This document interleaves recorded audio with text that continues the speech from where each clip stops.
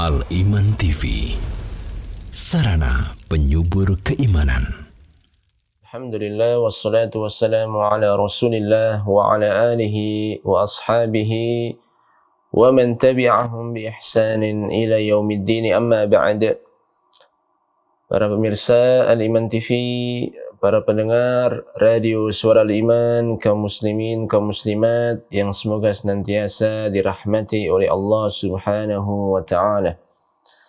Alhamdulillah, tak lupa kita panjatkan puji syukur kita kepada Allah Subhanahu wa taala karena pada pagi hari yang mulia ini, yang penuh dengan keberkahan ini, kita masih diberikan banyak kenikmatan oleh Allah Subhanahu wa taala.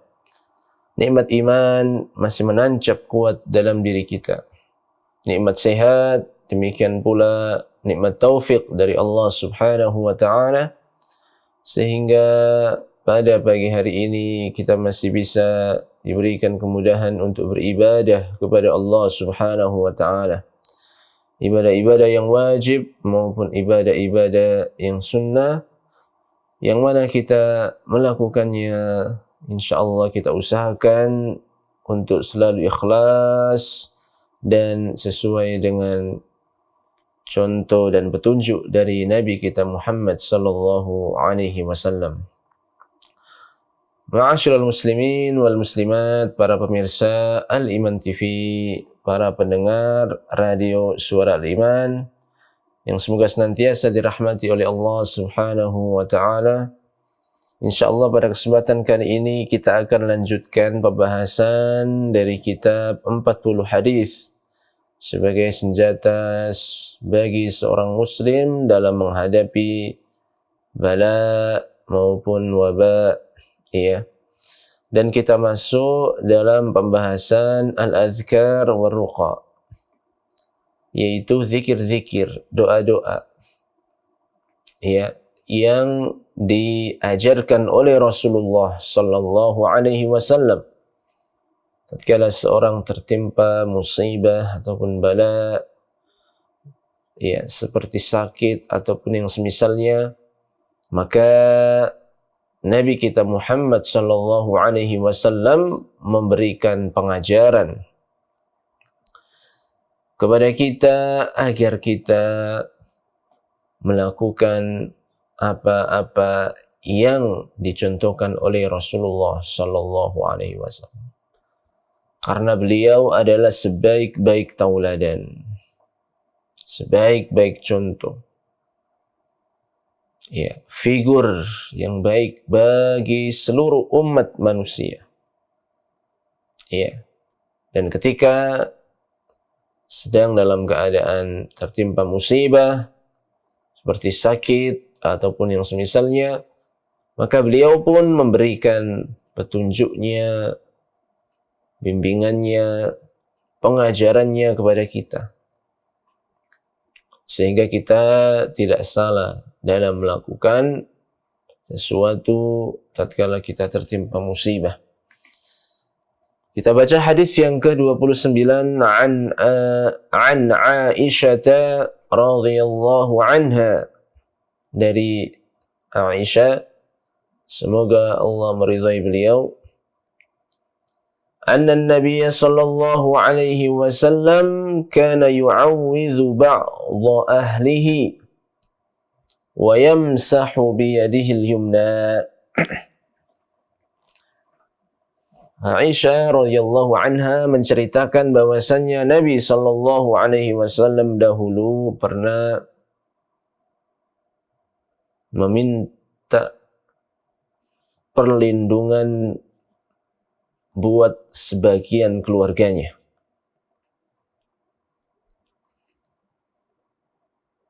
Yamsah biyadihil yumna. Nabi mengusap dengan tangan kanan. Wa yaqul, lalu Nabi membaca sebuah doa, Allahumma rabban nas adhibil ba'sa ishfihi wa anta syafi la shifaa illa shifaa'uk shifaan la yughadiru saqama. Ya. Nabi Shallallahu Alaihi Wasallam memintakan perlindungan buat sebagian keluarganya, mengusap dengan tangannya yang kanan, kemudian mengucapkan doa Allahumma Rabban Nas, ya Allah, Rabbnya manusia, adhibil ba'sa, hilangkanlah rasa sakit, hilangkanlah penyakit, ishfihi antas syafi, sembuhkanlah dia dan engkau adalah maha penyembuh. La shifa'a illa shifa'uk, tidak ada kesembuhan kecuali kesembuhanmu. Shifa'an la yughadiru saqama, kesembuhan yang tidak meninggalkan penyakit. Iya. Hadis riwayat Imam Al-Bukhari dan Imam Muslim. Maka Nabi kita Muhammad sallallahu alaihi wasallam memberikan petunjuk kepada umatnya untuk mendoakan orang yang sakit. Ad-du'a lil marid wa ruqyatuhu, dan juga meruqyah, membacakan doa-doa yang disyariatkan, ya, agar Allah Subhanahu wa taala memberikan kesembuhan kepada orang yang sakit. Wa dzalika ta'liman lil muslimin, dan ini pun sebagai bentuk pengajaran bagi kaum muslimin, bagi umat Islam, umatnya Nabi Muhammad sallallahu alaihi wasallam. Nabi melakukannya untuk mengajari umat Islam, untuk mengajari kaum muslimin. Fal maridhu yarqi nafsahu fayaqul, maka orang yang sakit itu bisa meruqyah dirinya dengan membaca ya Rabbi anta khalaqtani wala ba'sa bi. Ya, seperti yang doa yang dicontohkan dan diajarkan oleh Rasulullah sallallahu alaihi wasallam. Yang mana inti dari doa tersebut, wahai Rabbku, engkau menciptakan aku tanpa ada penyakit. Ya. Tsumma qaddarta 'alayya al-marad. Lalu engkau mentakdirkan untukku terkena penyakit. Walladzi qaddara al-marada ba'da sihhati qadirun 'ala shifa. Ya. Jadi Allah menciptakan manusia dalam keadaan yang sehat, tidak ada penyakit. Lalu Allah takdirkan manusia itu terkena sakit. Maka zat yang mentakdirkan penyakit, ya, padahal sebelumnya itu manusia dalam keadaan sehat, itu mampu untuk memberikan kesembuhan.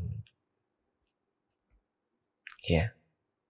Zat yang memberikan penyakit itu pasti mampu untuk memberikan kesembuhan dari penyakit tersebut. Allah yang memberikan penyakit, maka Allah sangat mampu untuk mencabut, mengangkat penyakit tersebut dan memberikan kesehatan bagi orang yang sakit tersebut. Fa'adhib Allahumma al-marad wa azilhu anni. Ya, maka hilangkan, ya Allah, hilangkan penyakit ini. Ya. Hilangkan penyakit ini dariku. Fasyifa'u shifa'uk. Dzalika syifa'u alladzi la yatruku ma'ahu maradha. Maka kesembuhan adalah kesembuhan darimu. Tidak ada yang bisa memberikan kesembuhan jika Allah tidak menghendaki. Tapi kalau Allah menghendaki kesembuhan dari orang yang sakit, maka orang yang sakit tersebut pasti akan sembuh dengan izin Allah Subhanahu wa ta'ala. Makanya asy-syifa'u syifa'uk. Kesembuhan itu hanyalah milik Allah. Kita meminta kesembuhan kepada Allah. Ya, karena meskipun semua orang berusaha untuk menyembuhkan orang yang sakit, tapi Allah tidak menghendaki, nggak akan bisa. Nggak akan bisa sembuh. Maka kesembuhan itu hanyalah milik Allah Subhanahu wa ta'ala. Hanyalah dari Allah Subhanahu wa ta'ala.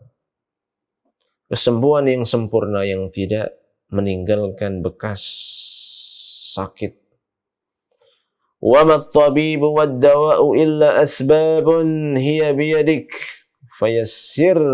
فَيَسِّرْهَا لِي. Ya, adapun dokter, adapun obat, itu adalah cuma sebatas sebab-sebab saja. Ya, hanya sebatas sebab. Maka mudahkanlah ya Allah sebab-sebab tersebut untuk mendapatkan kesembuhan darimu. Ya, makanya kita tahu ada orang yang sudah berobat di dokter ini, dokter itu, dokter ini, dokter itu, tidak sembuh. Ya, sudah mencari obat ini sudah diminum, obat itu sudah diminum, obat ini, obat itu, banyak obat, tapi tidak sembuh. Karena memang dokter dan obat itu hanyalah sebab. Ya. Dan Allah lah yang menyembuhkan. Kalau Allah menghendaki kesembuhan, maka Allah akan mudahkan orang tersebut mendapatkan pengobatan yang benar. Mendapatkan dokter yang benar. Obat yang benar. Ya. Makanya jangan sampai kita hanya terfokus pada sebab saja. Oh, ini dokternya bagus ini. Kalau dokter ini yang menangani, ya banyak yang sembuh. Nah, ini berarti hatinya itu condong kepada makhluk, kepada sebab, tidak kepada Allah Subhanahu. Iya.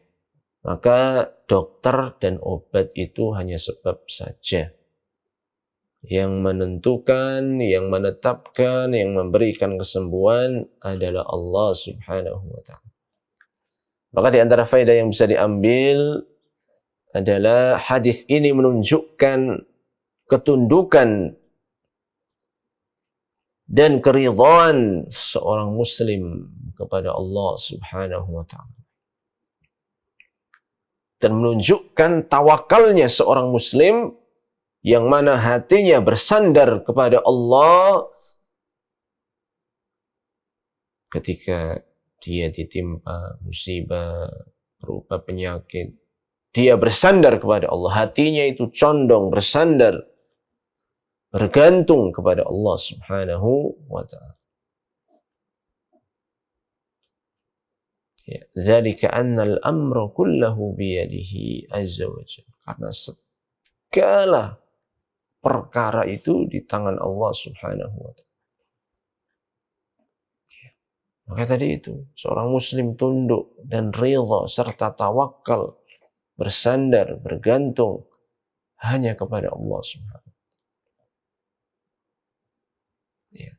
Karena kita dapati orang yang sakit itu kadang lebih percaya, ya, lebih yakin kepada dokternya. Artinya lebih condong kepada dokternya atau obatnya.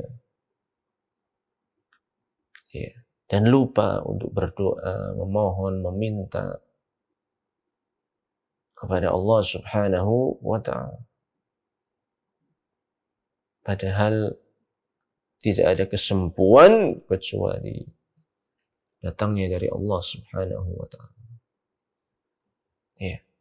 Maka hendaknya hati kita itu benar-benar al-iltija' ilallahi kashifi kulli balwa. hati kita itu kembali kepada Allah yang bisa mengangkat segala musibah yang menimpa manusia. Ya, berobat ya tetap hati kita bersandar kepada Allah Subhanahu wa taala. Periksa ke dokter, minum obat, tetap hati kita harus kembali, harus bersandar, harus bergantung kepada Allah Subhanahu wa taala. Ya. Dan inilah yang dicontohkan oleh Nabi kita Muhammad sallallahu alaihi wasallam. Dan doa ini sangat jelas sekali menunjukkan bagaimana seorang muslim itu kembali kepada Allah, tunduk kepada Allah, tawakal kepada Allah, bersandar hanya kepada Allah Subhanahu. Allahumma rabban nas adhibil ba's. Ya Allah, hilangkan penyakit. Ishfini, minta kesembuhan kepada Allah. Ya. Kemudian yang berikutnya, ya, hadis ini juga istihbabu talabid dawa. Ya, dalam hadis ini juga dijelaskan tentang anjuran untuk meminta obat. Warruqyatu min jumlatid dawa alladhi anzalahu Allah azza wa jalla. Dan ruqyah, meruqyah mana yang sakit itu diusap lalu membaca doa. Ini pun termasuk salah satu metode pengobatan. Ya, termasuk metode pengobatan. Dan ini pun diajarkan oleh Nabi kita Muhammad sallallahu alaihi wasallam. Ya. Kemudian wasyifa'u min kulli tariq wa ala kulli wajhin fa innahu min Allah azza wa jalla. Kesembuhan itu datangnya dari Allah Subhanahu. Makanya keliru kalau ada yang mendapatkan kesembuhan lupa untuk bersyukur kepada Allah. Iya. Lupa bersyukur kepada Allah. Karena Allah yang memberikan kesembuhan. Tapi kadang manusia itu ya lupa. Habis sakit, kemudian sembuh. Tapi lupa mengucapkan kalimat syukur. Ya. Malah mengucapkan ya, syukur, terima kasih kepada yang lainnya. Padahal yang paling pertama yang berhak adalah Allah Subhanahu wa taala. Dialah yang maha menyembuhkan, yang memudahkan jalan untuk bisa mendapatkan kesembuhan. Lah, habis sembuh kok malah lupa itu. Ini yang kadang manusia itu keliru. Ya. Nanti kalau sudah sehat, kesehatannya dipakai untuk perbuatan-perbuatan yang tidak Allah ridhai. Ini juga sama. Ya, maka ketika mendapatkan kesembuhan, ingat Allah Subhanahu wa taala. Dan bersyukur kepada Allah Subhanahu wa taala. Hatinya bersyukur, lisannya bersyukur, dan juga anggota badannya bersyukur kepada Allah Subhanahu. Ya. Kemudian yang berikutnya fi qawlihi Allahumma rabban nasi itsbatun anna tauhid rububiyyah istalzama tauhid al-uluhiyyah. Ya. Allahumma rabban nasi. Allah adalah Rabbnya manusia. Ini menunjukkan tauhid rububiyah. Allah yang menciptakan manusia, yang memiliki manusia, yang mengurusi semua urusan manusia. Ini tauhid rububiyah. Itu mengharuskan seseorang untuk mentauhidkan Allah dalam uluhiyah, dalam ibadah. Kalau kita sudah berikrar bahwasanya Allah itu adalah Rabb-nya manusia, pemilik, pengatur, pencipta, maka mengharuskan kita untuk mengibadahi Allah Subhanahu wa ta'ala. Allah ngasih rezeki kepada kita, Allah ngasih kesehatan kepada kita, Allah mengabulkan doa-doa kita. Begitu kok nyembahnya kepada selain Allah. Nah itu kan tidak masuk akal, blas. Ya, kita dikasih kenikmatan banyak oleh Allah Subhanahu wa ta'ala. Ya. Tapi ternyata ada di antara manusia yang masih melakukan perkara-perkara syirik yang menyekutukan Allah Subhanahu wa ta'ala dengan sesuatu yang lain. Makanya orang yang dia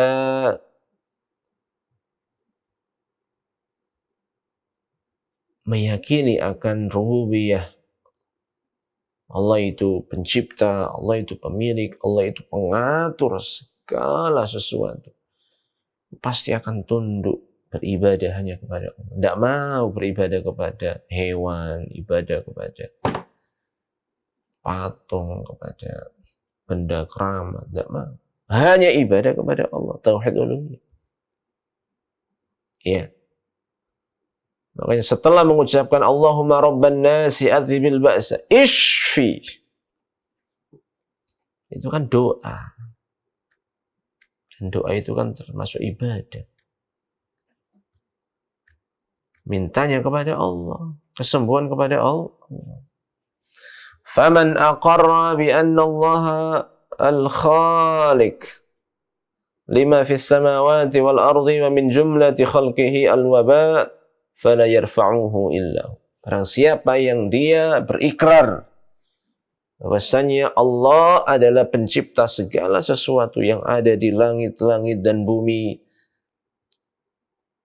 yang diantaranya adalah Allah menciptakan wabah, yang pasti ada hikmahnya bagi manusia.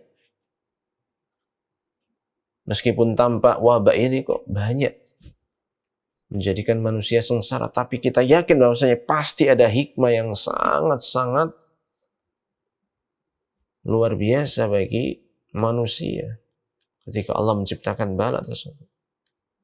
Dan yang menciptakan wabah tersebut pasti akan bisa mengangkat dari manusia. Makanya Allahumma rabban nasi adhibil ba'sa ishfi anta syafi la shifaa illa shifaa'uk shifaan la yughadiru saqam. Maka jangan lupa kalau sakit baca doa ini. Ya, kalau ada orang lain yang sakit bisa kita meruqyahnya. Sebagaimana Nabi tadi mengusap ya dengan tangan kanan, memintakan perlindungan buat sebagian keluarga, lalu membaca doa Allahumma rabban nasi adhibil ba'sa ishfini anta syafi la shifaa illa shifaa'uk shifaan la yughadiru saqam. Kemudian hadis yang berikutnya, hadis dari Aisyah juga, beliau menceritakan anna Nabiy sallallahu alaihi wasallam kana yaqulu lil marid bismillahi turbatu ardina biriqati ba'dina yushfa saqimuna biizni rabbina. Hadis riwayat Imam Bukhari dan Muslim. Bahwasanya Nabi sallallahu alaihi wasallam dahulu pernah mengucapkan, membaca doa untuk orang yang sakit, bismillahi, dengan nama Allah. Turbatu ardina biriqati ba'dina. Debu atau tanah kami dengan ludah sebagian dari kami yushfa saqimuna biizni rabbina. Semoga yang sakit itu bisa sembuh dengan izin Rabb kami. Ya. Jadi Nabi SAW membaca doa untuk orang yang sakit. Bismillah turbatu ardina biriqati ba'dina.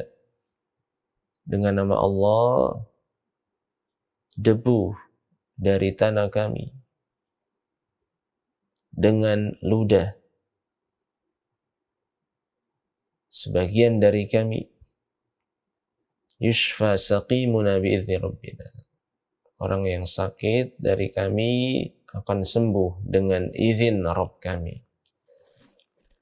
Ya, maka Nabi SAW memberikan bimbingan kepada umatnya tentang cara untuk mengobati yang bisa dilakukan di setiap tempat dan di setiap waktu. Yaitu ayyadhkural maridhu ismallahi azza wa jal, yaitu orang yang sakit menyebut nama Allah. Thumma ya'khudha min riqi nafsihi ala usbi'ihi as-sabbabah. Kemudian mengambil dari ludah dengan jari telunjuk. Thumma yadha'aha 'ala turab. Mengambil ludah dengan tangan telunjuk, kemudian ditaruh jari telunjuk tersebut di tanah. Thumma yamsah bihi 'ala al-jurhi aw mawdhi'i al-'illah. Kemudian setelah diusapkan di debu tadi, diusapkan pada luka tempat sakitnya. Wa yaqulu hadzal kalam fi halil masih.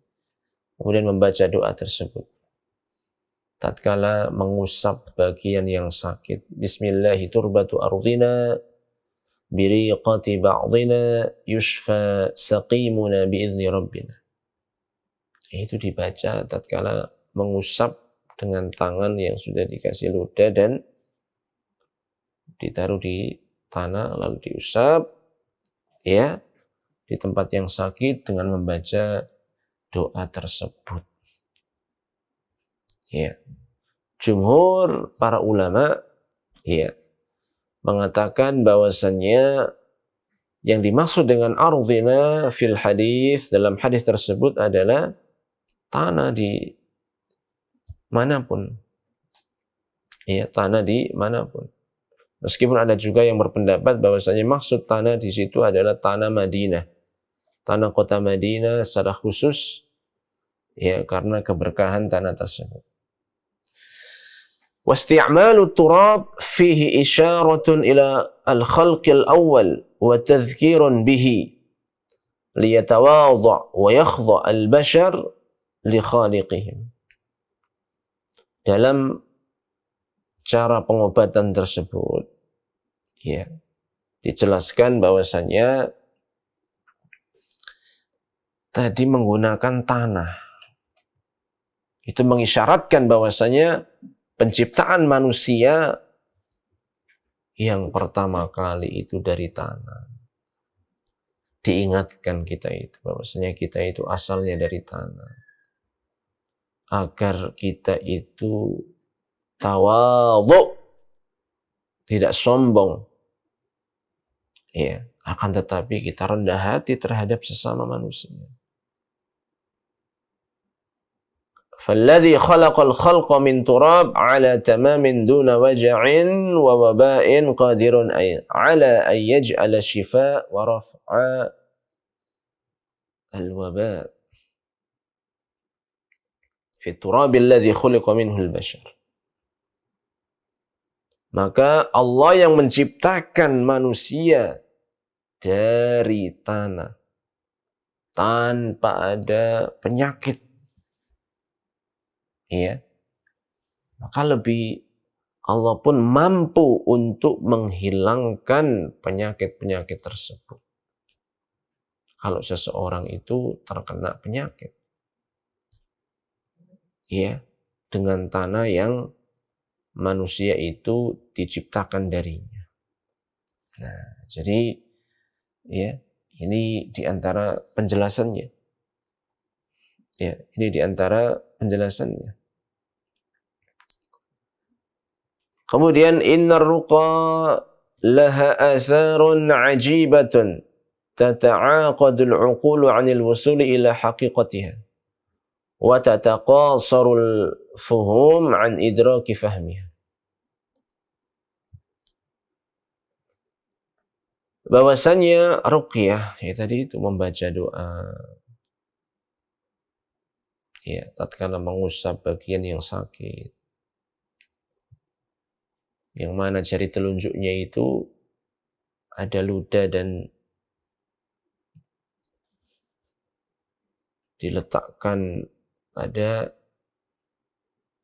debu atau tanah lalu membaca doa. Ini ar-ruqa. Itu memiliki dampak yang sangat-sangat menakjubkan. Sampai akal pun tidak bisa menjangkau. Sampai pikiran orang pun tidak bisa menjangkaunya. Karena memang kalau tata cara itu benar diajarkan oleh Rasulullah Shallallahu Alaihi Wasallam dalam hadis yang sahih, maka meskipun akal itu tidak bisa menjangkau, harus tunduk dan mengimani. Ya, jangan sampai kita menjadi orang yang aqlaniyun, cuma patokannya itu akal. Kalau masuk akal diterima, kalau nggak masuk akal nggak diterima. Ini salah. Tapi kita sebagai seorang muslim, ketika ada Al-Quran, ketika ada hadis yang sahih, maka kita yakini kebenarannya. Tidak perlu ragu-ragu, yakin. Iya, karena Al-Quran adalah kalam Allah. Dan hadis yang sahih adalah ucapan Rasulullah yang berdasarkan wahyu dari Allah. Ya, maka inilah yang menjadikan seorang muslim itu dia benar-benar yakin terhadap Allah Subhanahu wa taala. Kalau melakukan metode pengobatan yang benar, maka dia akan yakin ya, dan hatinya pun akan menjadi tenang. Ya, karena sesuai dengan contoh dari Rasulullah sallallahu alaihi wasallam. فإذا انضم إلى هذه الأسباب المخلوقة بركة ذكر اسم الله عز وجل وتفويض الأمر إليه والتوكل عليه قوي التأثير. Jadi itu kan cuma sebab-sebab metode cara yang diajarkan oleh Rasulullah sallallahu alaihi wasallam. Maka jika digabung dengan menyebut nama Allah yang penuh dengan keberkahan dan juga ya menyerahkan urusan, menyandarkan urusan hanya kepada Allah, maka akan semakin kuat dampak dan pengaruhnya. Karena totalitas seorang muslim itu dia tawakal kepada Allah, yakin kepada Allah. Dan dia melakukan cara pengobatan, metode pengobatan yang sesuai dengan yang dicontohkan oleh Rasulullah SAW, maka sudah klop sudah. Pengaruhnya, dampaknya juga akan kuat. Ya. Maka inilah yang diajarkan oleh Rasulullah SAW dari doa-doa. Tatkala seorang tertimpa penyakit, tatkala seorang sakit, maka dia bisa meruqyah dirinya. Meruqyah dirinya sesuai dengan yang diajarkan oleh Rasulullah Sallallahu Alaihi Wasallam. Dan doa-doa ini mengajarkan kita agar tunduk dan kembali kepada Allah Subhanahu wa taala serta bersandar kepada Allah Subhanahu wa taala. Ini yang bisa kita jelaskan pada kesempatan pagi hari ini. Mudah-mudahan bisa memberikan manfaat dan tambahan ilmu bagi kita semua, dan mudah-mudahan kita yang diberikan ujian, cobaan berupa sakit, ya, mudah-mudahan Allah memberikan kesembuhan dan tetap bersabar dalam menghadapi cobaan atau musibah tersebut. Wallahu taala a'lam bishawab. Dukung channel kami dengan like, subscribe, dan aktifkan notifikasi agar kamu tidak ketinggalan video-video menarik lainnya.